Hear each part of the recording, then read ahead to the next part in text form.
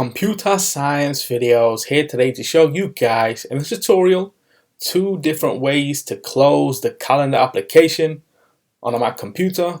Without further ado, let us start the video. So in this tutorial, you need to have access to a Mac computer, have access to the calendars application which is built into the Mac computer. We can now start the tutorial. Before I start this tutorial, I would like to say that you are more than welcome to subscribe to my channel, Computer Science Videos. As we know, every problem is solved by indirection. You can also follow my Twitter account. We are trying to grow as fast as ever. I'm on TikTok. We post videos here and there. Follow my page on Facebook. I'm also on Instagram. You are more than welcome to support me on PayPal. Let's now focus on the video. So now let's go all the way down to the dock.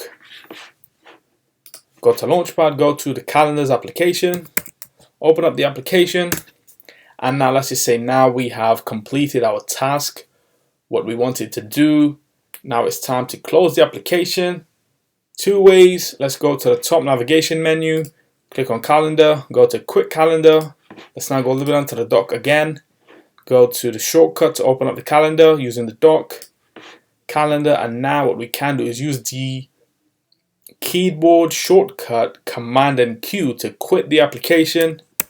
There we go. So that's it for this video. I'll see you guys in my next tutorial. Thanks for now.